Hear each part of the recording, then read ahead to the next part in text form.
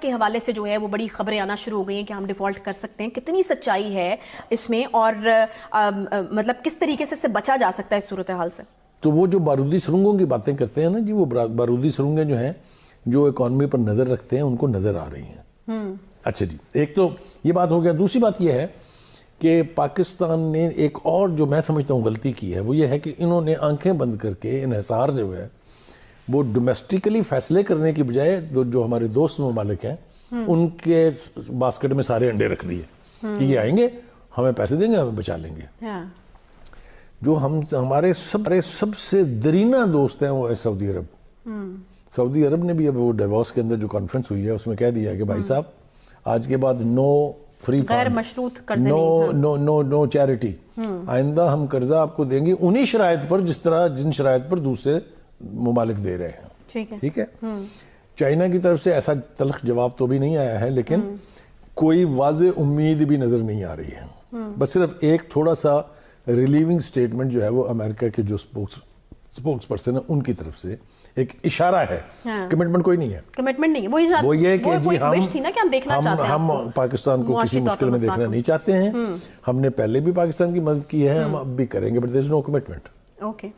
تو as of today صورتحال یہ ہے کہ ہمیں اپنا گھر ٹھیک کرنا پڑے گا. ایسے فیصلے جو آج کیے جا سکتے ہیں کر لینے چاہیے اور نہیں ڈرنا چاہیے اس سے کہ سیاسی طور پہ کتنا نقصان ہوگا.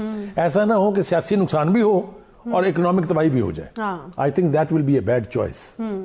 تو ہم یہ توقع کر رہے ہیں کہ ہمارے جو پالیسی میکرز ہیں، ہماری جو گورنمنٹ ہے، ہمارے جو ہیڈز ہیں فائنینشیل انسٹیٹیوشنز کے، وہ سر جوڑ کے بیٹھیں گے، اس کا کوئی نہ کوئی حل ضرور نکالیں گے. تو اب جو معاملات بن چکے ہیں اس سب کے اندر حکومت پاکستان کو بڑی تیزی سے اور بڑی محنت سے معاشی دیوالیہ پن کی طرف تو لے کے جا رہی ہے، لیکن اس معاشی دیوالیہ پن سے بچانے کے لیے 2-3 ہمیں آسیں اور امیدیں ہوتی ہیں نارملی، جن میں ہمارے دوست ممالک ہیں.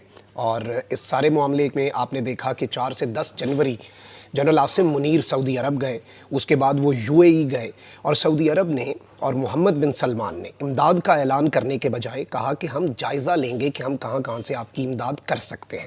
لیکن اب عالمی سطح پر انٹرنیشنل فورمز کے اوپر جو پاکستان کو ایک زناٹے دار تھپڑ رسید کیا ہے سعودی وزیر خزانہ نے، اور جو ہمارے ملک کے حوالے سے انہوں نے سٹیٹمنٹ دی ہے، اور اب یوں لگ رہا ہے کہ آج باضابطہ طور پر اس سٹیٹمنٹ کے بعد جس میں عالمی فورم کے اوپر آپ کے ملک کا نام لے کر آپ کے ملک کو کوٹ کر کے کہ یہ ہوا کیا ہے، کیونکہ اس سے پہلے اس طرح نہیں ہوا. اب ورلڈ اکنامک فورم یہ اس وقت جاری ہے اور ڈیوس میں یہ بیسیکلی ہو رہا ہے، اور اس میں دنیا بھر سے جو اہم ترین ممالک ہیں ان کے اہم ترین لوگ یہاں پر اس میں شرکت کرتے ہیں. اور وہاں پر فائنانس منسٹر ہیں سعودی عرب کے محمد الجدان.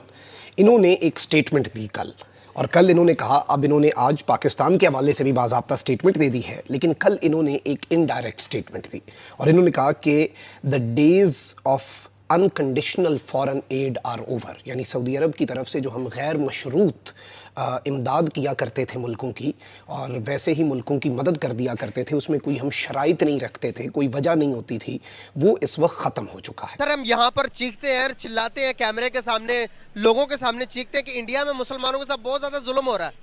سر اگر مسلمانوں کے ساتھ ظلم کو اگر ایک طرف سے دیکھا جائے تو وہاں پر مسلمانوں کو 25 روپے کلو آٹا مل رہا ہے. سر وہاں پر مسلمانوں کے فیسلٹیز ایسی ہے، ہر قسم کے ٹرین، سر زندگی کا نظام اور اکانومی 5ویں دوسری تیسری بننی جا رہی ہے، انڈیا سب سے بڑی. یہاں پر پاکستان میں مسلمانوں کے ساتھ کیا ہو رہا ہے سر؟ دیکھیں نا، آٹا نہیں مل رہا، لوگ قطاروں میں مر رہے ہیں. سر میں چھوٹی سی بات بتاؤں، 1947 ہم دونوں ملک لیادہ ہوئے ہیں، آج تک انڈیا میں اتنے مسلمان قتل نہیں ہوئے جتنے پاکستان میں ہو چکے ہیں.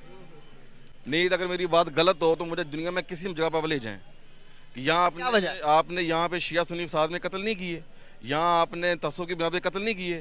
وہاں پر تو جو ہوئے نا وہ تو دیکھیں نا کثیر المذاہب خطہ ہے. ہندوستان میں 1000 سے اوپر مذہب ہے، پتہ ہے آپ کو اس چیز کا؟ اگر وہاں پر یہ چیزیں ہوتی ہیں تو وہاں پہ سمجھ میں آتی ہیں، یہاں کیوں ہوتی ہیں؟ یہ تو ملک کی دین کے نام پر بنا تھا بھائی، کلمے کے نام پر. ٹھیک ہے، یہاں پر کی مسجدوں میں گارڈ کھڑا نہیں ہوتا مسجد کے باہر، یاد رکھنا انڈیا میں، پاکستان میں کھڑا ہوتا ہے. کیوں؟ پھر سر ہم یہاں پر سوال ہے آپ سے بھائی، مجھے بھی بہت بڑا سوال ہے آپ کا، میرے پاس اس کا جواب نہیں ہے. سر پھر ہم کیوں ٹارگٹ کرتے ہیں؟ پھر ہم یہاں پر کیوں چیختے ہیں کہ بھائی انڈیا کے اندر کیا ہمارے پاس کوئی اور جواب چیز نہیں؟ ہم سمجھ رہے نا یار، ہم ایک دوسرے کے اوپر الزام ڈالتے ہیں، نقص نظام کا ہے. नक्स निज़ाम के अंदर है। आपका पेट खाली हो, कपड़े आपने 1000 गुना अच्छे पहने हो, आपकी तबीयत अच्छी होगी? भाई हमारा मुल्क जो है गद्दारों के हाथ में, साम्राज्यों के हाथ में है। मैं जितने मर्जी ऊपर से झंडे ले आऊँ, कप जीत लूँ, क्या फ़ायदा मुझे उसका? एज ए नेशन क्या फ़ायदा यार? आपके साथ कश्मीर लेता है, आज़ाद कश्मीर, मकबूजा कश्मीर में 25 किलो आटा है, 25 आप बता रहे हैं। आप इस लैंड इस तरफ कितना कर लें? ये इंडिया का बॉर्डर हमसे 8 किलोमीटर दूर है, 10 रुपये किलो ब्याज है, यहाँ पे 250 नहीं मिल रहा। सर क्या वो छोड़ के आएंगे? नहीं, मतलब कि वो ये नहीं है। एक मिनट हम आप देखें ना, जो एग्जाम्पल होती है ना, बहुत तो इसलिए नहीं होती कि हम वो किससे कहानी है, हमको उनको फॉलो भी तो करना चाहिए ना। फॉलो क्यों नहीं करते? सर क्या वो 10 रुपए का, 20 रुपए का, 25 रुपए का किलो आटा छोड़कर 150 के पीछे आएंगे?